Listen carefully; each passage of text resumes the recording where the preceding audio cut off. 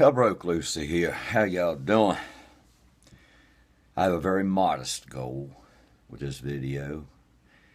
By the end of it, I hope that it will inspire every intelligent Christian to shelf your Bible, make a promise to never attend another church, and put the myth of Christianity behind you.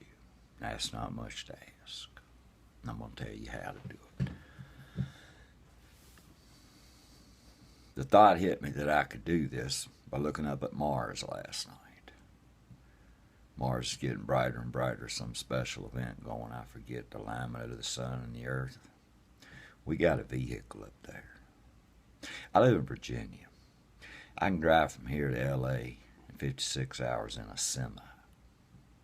Most people in Virginia never even been to the West Coast.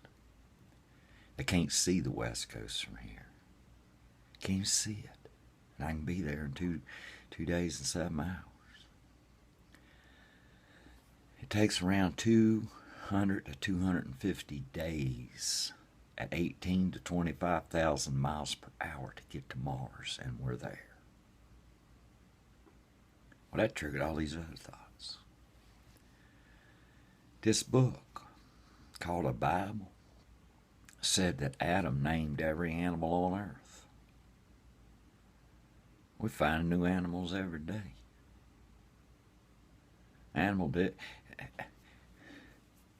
Goddamn, Adam didn't even have a bicycle to ride, let alone a fast car to get around the world, find all these animals.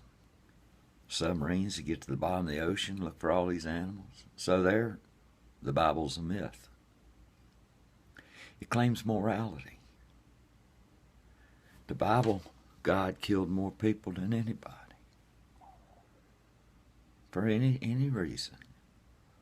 He killed people trying to help him out. Like Uzzah. When Uzzah tried to keep the Ark of the Covenant from falling in the mud, he touched it and God killed him for it.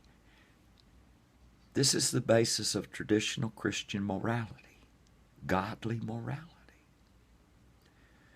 He looked down on two cities called Sodom and Gomorrah and didn't like what he saw.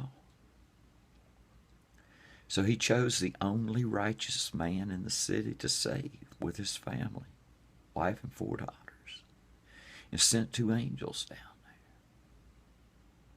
This righteous man offered to turn out his daughters the night before that Sodom and Gomorrah were destroyed, to be raped by a crowd of men.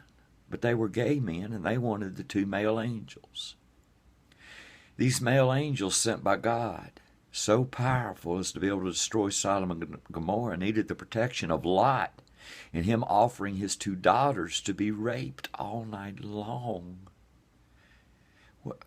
Where in you would you do that? Is that any basis of morality? These are the directions of God here. This isn't what God does to people that piss him off, like making them eat their children and stuff, righteous stuff like that. Starving his enemies till they have to eat their children. This is the one that God picked as righteous. And on the way out of town, his wife turned around. And she wasn't supposed to turn around. And God killed her. Turned her to salt. Killed her for turning around. Then later on, Lot and his daughters found a cave to get in. They had some liquor and they drank it and they all fucked one another. Lot fucked his daughters. And God had chosen him as the most righteous man in these 2 cities. And he knocked them up. And he became their father and their grandfather all at once. When King David, the beginning of the line of Christ, wanted a piece of Vaginae, he had her husband killed. It made God mad. So what did God do? When him and that wife that he got off of that dead man had a baby, he killed that baby. At 7 days old, he killed that baby because he was angry with David. And then he got angry at David later on, and you know how he punished him? He took David's wives, multiple. David had anywhere from 8 to 15 wives. The Bible can't figure it out because it's traditional Christian marriage. 8 to 15 wives. And he made David's neighbors rape David's wives in the cool green grass in front of David as punishment to David. Where in you can you find a morality in that? In what context is any of the stuff I just told you anything but pure, rotten evil? There's not. That's the basis of the entire book. That's the father of the Jesus.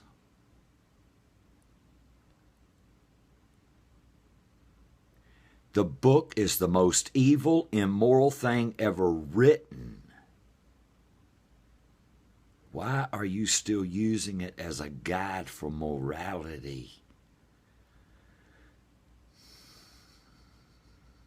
I could go on all day. Let your common sense, your internal goodness, wake up and realize that you have been manipulated by the biggest pile of criminal bullshit ever written. What I'm saying to you is not sacrilege here. What I'm saying to you is not unholy. What I'm saying to you is a higher good. It is you that are participating in the most immoral, unrighteous, inhumane belief system ever created.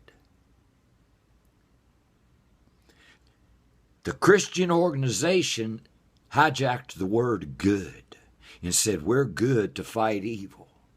And now with that information age and explosion of history and knowledge, we're finding out the opposite is true. The devil was the good guy. He was in the resistance of this evil power of control that raped, murdered, pillaged, plundered, murdered babies, was never content just to murder the baby, wanted the baby's brain smashed open. The devil was against all of that. The devil brought knowledge. They put a stigma to the word devil. Devil means resistor to evil. The defiant one. I will not follow your dirty, rotten carnage. And then they made a lie up about the Job story, claiming the devil did that. That was all at God's beckoning. People say the Bible's not to be taken literally. It's a guide for morality. No, it's not. There's no fucking morality in the Bible. If the Bible's not to be taken literally, then there is no literal God, there is no literal hell, there is no literal Satan. The only people who take the Bible literally are mentally deranged nut jobs that need to be removed from influence in society until their brain is cleansed of this horror, of this bullshit, of this evil. I'm telling you, there is no good in that religion. None. You being in that church that's not the religion. That's you following an indoctrination was put into your head saying you got to be there. No, you don't have to be there. Get off of that path and get on the path of human morality, human ethics, and human goodness, and let's put that shit down. Now,